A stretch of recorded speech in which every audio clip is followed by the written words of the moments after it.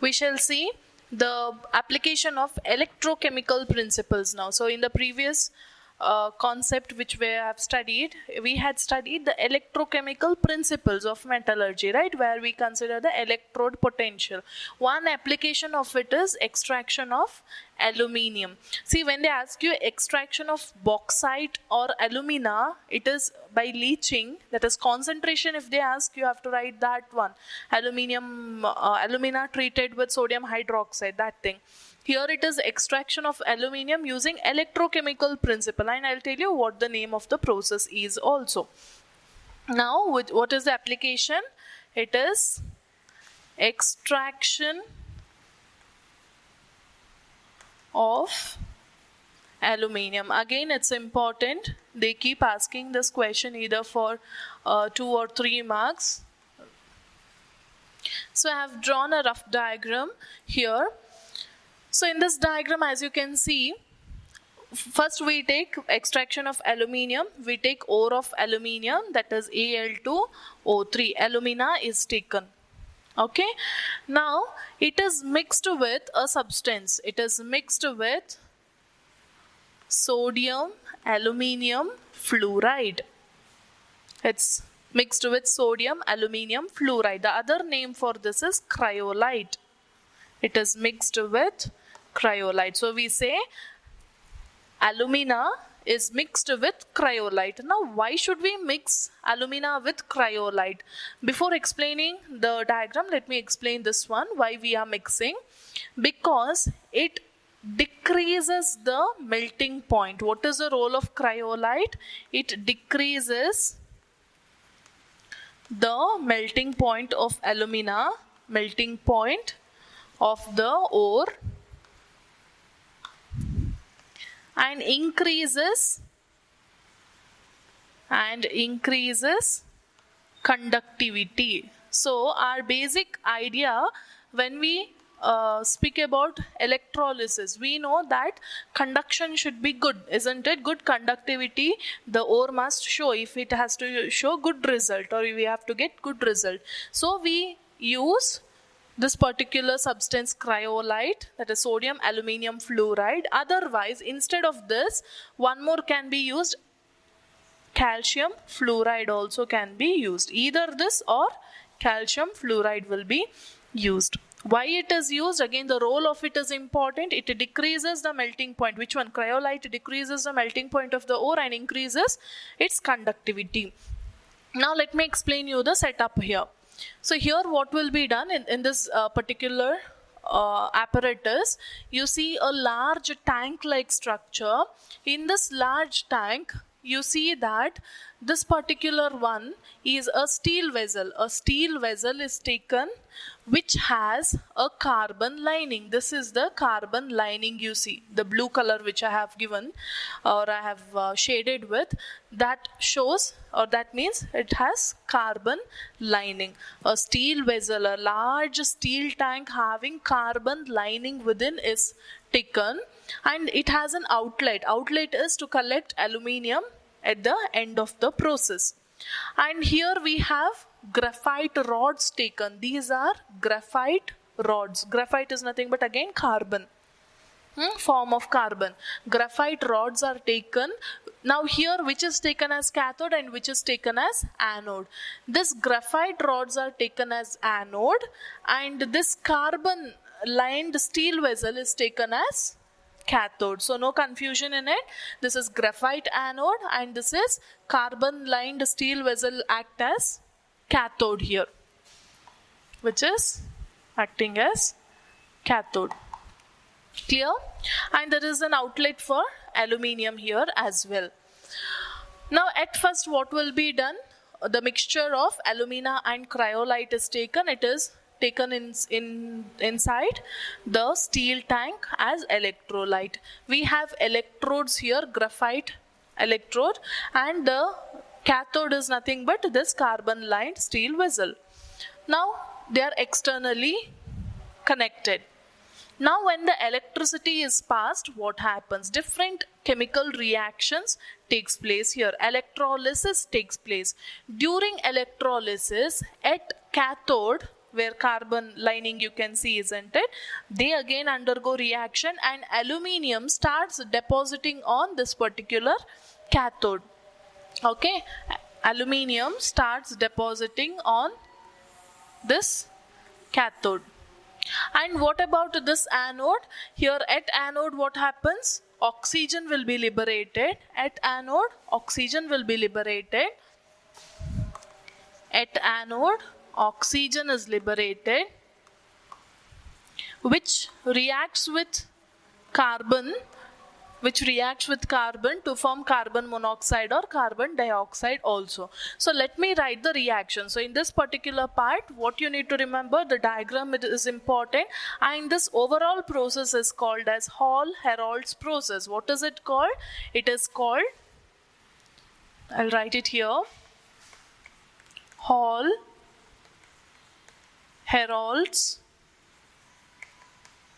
process.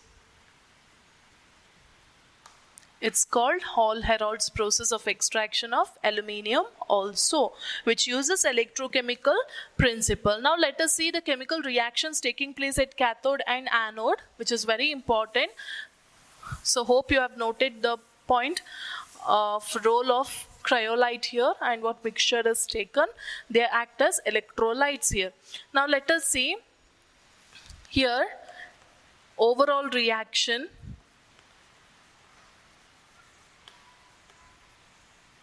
Overall reaction that takes place. So overall reaction that takes place is alumina reacts with carbon. Here carbon acts as reducing agent again, which takes off aluminium, and along with that carbon dioxide will be liberated. Please have a note of it. So now try balancing it. I'll make it 2, here 3, so 2 3s are 6, 3 2s are 6, here 2 2s are 4, so 4 here, and here it is 3. Noted? This is overall reaction. Overall reaction is what? The alumina which we have taken reacts with carbon. It is because you know here we have carbon lining of it, isn't it, in the cathode. It reacts with carbon, it gets reduced into aluminium with the liberation of carbon dioxide. Now how carbon dioxide is liberated, I have told you. At anode, oxygen liberates. That oxygen reacts with the carbon content and forms carbon monoxide or carbon dioxide. Clear? Here this carbon dioxide is by reaction of carbon with this particular oxygen from the ore. Now let us see the reactions at anode. These reactions are important. Sometimes they ask you only the chemical reactions also. At anode, what is happening? At anode, carbon will be in the solid state. Oxygen, which is present in the melt in the sense the mixture, will form carbon monoxide. How many electrons? 2 electrons. So now here it is 2 electrons, carbon monoxide gas. At anode, the carbon, that is solid carbon, reacts with the melt of it, releasing or liberating carbon monoxide, and here 2 electrons, so as to balance this particular oxygen electrons. Clear? Next step is this. Further, again this carbon, one more way, the possibility is 2 moles of O2 minus from the melt.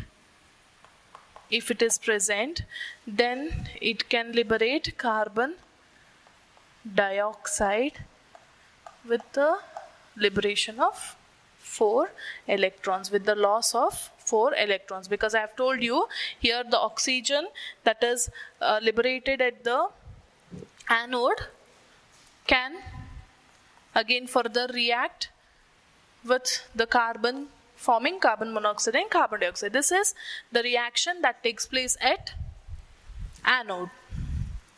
Hope it's clear. At anode, the reaction that takes place. And next, let us see at cathode, the reaction taking place. Hope I can write it here. At cathode, note it in order. At cathode, what happens? At cathode, here cathode, the reduction is taking place. Reduction is taking place means the aluminium ions goes there and gets deposited, right? So Al3 plus, it has shortage of electrons, 3 electrons, so it accepts 3 electrons and gets reduced as aluminium. So here it was in the molten form, the melt, the mixture. Here aluminium in the liquid form will be present. So this is about extraction of aluminium, where initially molten alumina is mixed with cryolite so as to increase the decrease the melting point of the ore and increase the conductivity of the metal or the ore. And then a graphite anode is taken, and the cathode is silica steel vessel with carbon lining.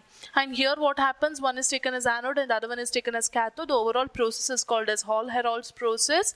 Here the overall reaction is where alumina reacts with carbon and gets reduced as aluminium with the liberation of carbon dioxide. In actual, how the reaction takes place, where do you get aluminium? Aluminium is at cathode, and this carbon dioxide liberation will be at anode. How is it? We write the detailed chemical reactions at anode and at cathode. At anode, the carbon reacts with oxygen which is present in the melt, or which is liberated at anode, which forms carbon monoxide with the liberation of 2 electrons. Here carbon further, if it is 2 moles of oxygen, it forms that means more oxide ions, then it forms carbon dioxide with the liberation of 4 electron. Here at cathode, what happens? Al3 plus, which is present in the solution, will accept 3 electrons from these processes and forms aluminium. It gets reduced. Hope it is clear now. Have a note of it. We'll move on to the next process.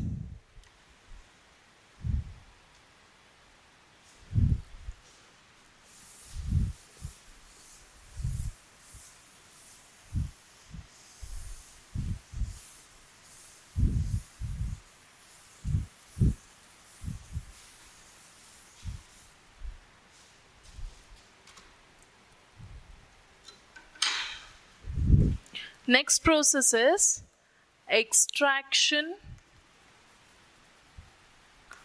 of copper. This is just a brief one which is given from low grade ores or scraps.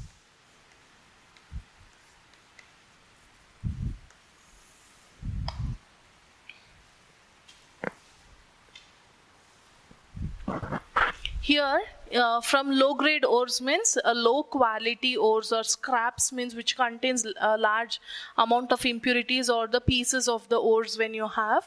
Then how this copper can be extracted. It's not a detailed one, just a simple one.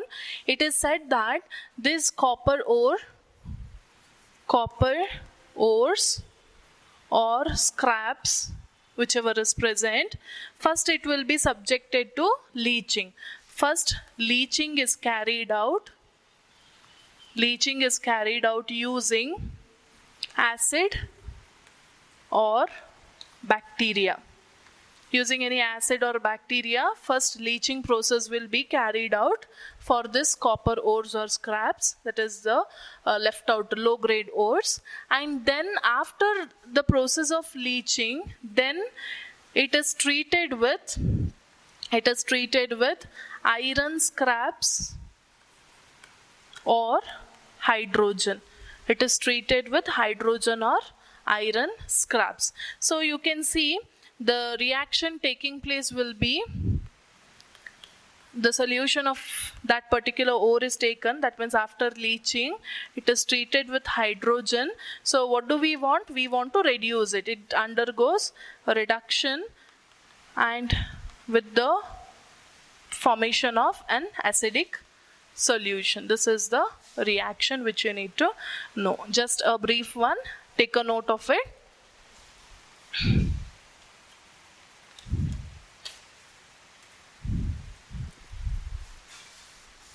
Next we shall see, now so far whatever we have studied, it's all that the extraction processes involves reduction, isn't it? It all involves reduction. So here we shall study something that is the extraction process involving oxidation and reduction in it. So most of the non-metals can be extracted by the process of oxidation also. One main example is extraction of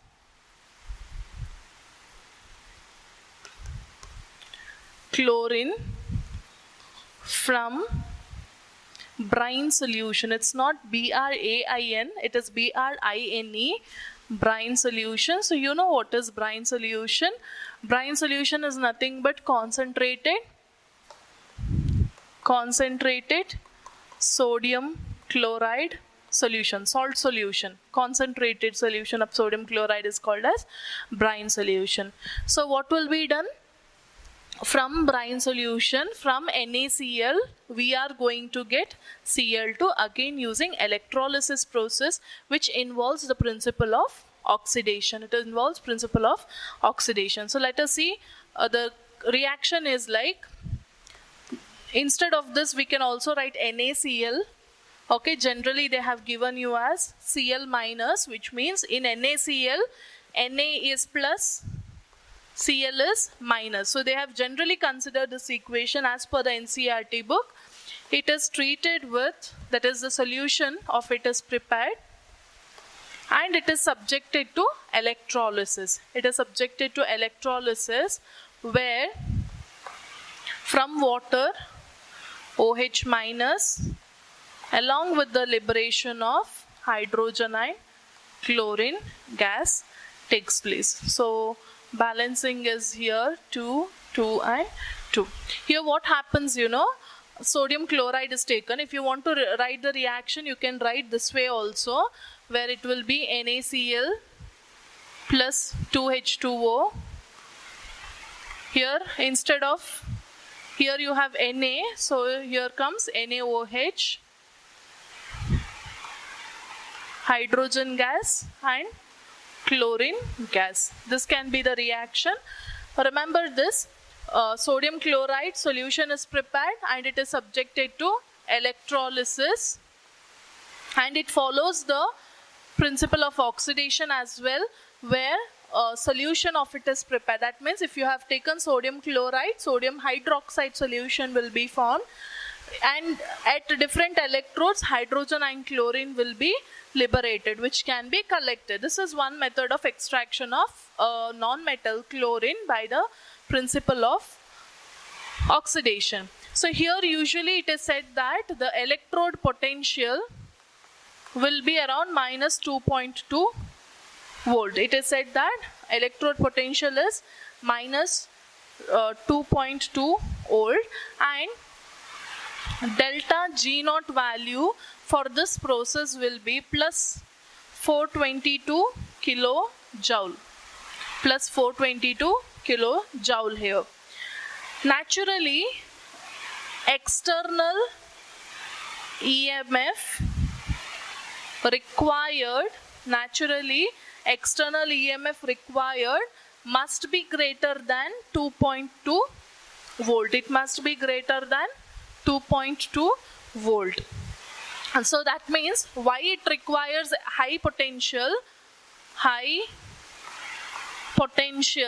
why it is required is because there will be some reaction which will hinder it, some reaction which will try to stop the major reaction, and that is why a high voltage or high potential is required for the process to take place. Now, so if we take aqueous sodium chloride, that means if we take a sodium chloride solution,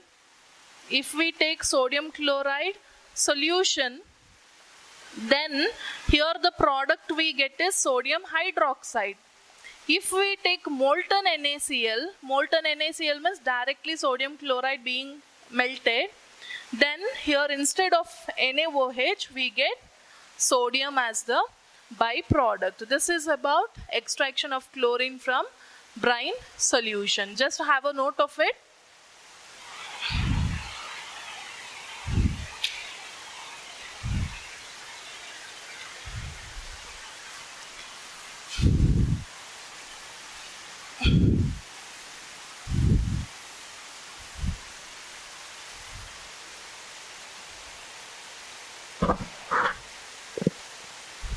Then the other one is extraction of gold and silver. This also involves the principle of oxidation. You know this, isn't it? In the previous, in the beginning, we have, or in the previous one, we have studied, previous video, we have studied that in the leaching method, we have studied leaching of silver and gold ore also, where we treat it with, say, metal, or say, if it is gold, we treat it with cyanide solution. Solution means water in the presence of oxygen. We get a complex AuCN2 minus plus OH minus, we said. If it is taken as NaCN, then NaOH. If it is taken as KCN, then KOH. Then how did we balance? We balanced it as 4, double of that is 8, half of that is 2, and here 4, 4. Right? Then that is taken, the complex is taken, 2 minus, so we have taken 2, isn't it? 2 moles of it. Plus zinc is added there, a metal, where it displaces this gold, and hence we get Zn here, Cn4, 2 minus plus gold, 2. Right? Do you remember this? Aqueous, this was solid, now this becomes aqueous, and this is solid. That separates out. See, here also it involves the principle of oxidation. How it involves the principle of oxidation? Initially, Au gets converted into Au plus. If it is silver, it gets converted into Ag plus. See, if they ask you extraction of silver, instead of Au, just replace it by silver. That is all that has to be known. So in the next video, we shall discuss the last part of this, that is refining methods. For refining methods, now you have isolated the metal, so isolation or separation has been carried out. After separation, what has to be done? Refining has to be done. What is refining? Refining is where now you have got metal which almost has lost all its impurities, and maybe some small percentage of it is remaining. If you want refined form of it, we remove that the remaining impurities also completely, and you get pure form of the metal. Say around 98% or 99% pure metals will be obtained. So that we will study in the next video, where we shall study about refining of metals. Refining of metals. We have different methods there, very important methods. And thank you for watching this video. Please do note the points clearly and study it. Thank you.